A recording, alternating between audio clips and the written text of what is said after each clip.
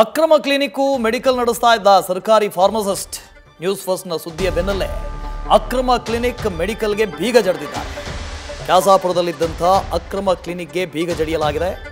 Doctor Girish Chitradurga ಕ್ಯಾಸಾಪುರದಲ್ಲಿ ಒಂದು clinic ನಡೆಸ್ತಾ ಇದ್ದ ಇವನು ಫಾರ್ಮಸಿಸ್ಟ್. ಈ ಫಾರ್ಮಸಿಸ್ಟ್ನ ವಿರುದ್ಧ ಜಿಲ್ಲಾ ಆರೋಗ್ಯ ಇಲಾಖೆ ಕ್ರಮ ಕೈಗೊಂಡಿದೆ. ಡಿಎಚ್ಒ ಡಾಕ್ಟರ್ ರೇಣು ಪ್ರಸಾದ್ ಸೂಚನೆ ಮೇರೆಗೆ ಡಾಕ್ಟರ್ ಗಿರೀಶ್ ಕ್ರಮ ತೆಗೆದುಕೊಂಡಿದ್ದಾರೆ.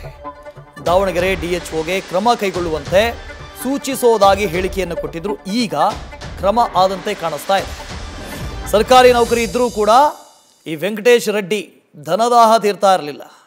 ಖಾಸಗಿಯಾಗಿ ಒಂದು ಕ್ಲಿನಿಕನ್ನು ನಡೆಸ್ತಾ ಇದ್ದ. ಇವನು ಅಂತಲ್ಲ, ಆಲ್ಮೋಸ್ಟ್ ಆಲ್ ಹುಡುಕಿದ್ರೆ ನೀವು ಎಷ್ಟು ಜನ ಸರ್ಕಾರಿ ಕೆಲಸ ಮಾಡ್ತಾ ಇರುವಂಥ ಸರ್ಕಾರಿ ಆಸ್ಪತ್ರೆಗಳಲ್ಲಿ ವೈದ್ಯರಾಗಿರುವಂಥವರು ತಮ್ಮದೇ ಕ್ಲಿನಿಕ್ ಇಟ್ಕೊಂಡಿಲ್ಲ. ಈ ಮಸಾಲೆ ಪದಾರ್ಥ ನಾನ್ ವೆಜ್ ರಾಘವೇಂದ್ರ ಇದ್ರ ಬಗ್ಗೆ ಡೀಟೇಲ್ಸನ್ನು ಕೊಡ್ತಾ ಹೋಗ್ತಾರೆ. ರಾಘವೇಂದ್ರ, ಕೊನೆಗೂ ಇವರ ಮೇಲೆ ಕ್ರಮ ಆಗಿದೆ ಅಂತ ಏನು ಮಾಡಿದ್ದಾರೆ ಡಿಸಿ?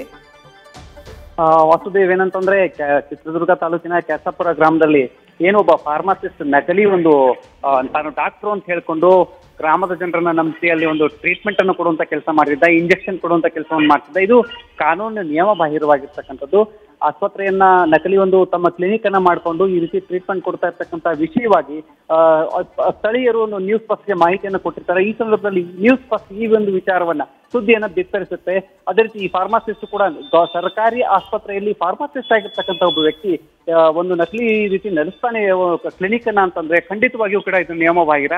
ಹಾಗಾಗಿ ಈ ಕುರಿತಂತೆ ನ್ಯೂಸ್ ಫಸ್ಟ್ ವಿಸ್ತೃತವಾದ ವರದಿಯನ್ನು ಕೂಡ ಪ್ರಸಾರ ಮಾಡಿತ್ತು. ಈ ಒಂದು ವರದಿಯ ಪ್ರಸಾರ ಆದ ಬೆನ್ನಲ್ಲೇ ಜಿಲ್ಲಾ ಆರೋಗ್ಯ ಇಲಾಖೆ ಏನಿದೆ ಈಗಾಗಲೇ ಸಾಕಷ್ಟು ಎಚ್ಚೆತ್ತುಕೊಂಡಿರ್ತಕ್ಕಂಥದ್ದು ಮತ್ತು ವೆಂಕಟೇಶ್ ರೆಡ್ಡಿ ಅವರ ಮೇಲೆ ಕ್ರಮವನ್ನು ಕೂಡ ಕೈಗೊಂಡಿರ್ತಕ್ಕಂಥದ್ದು.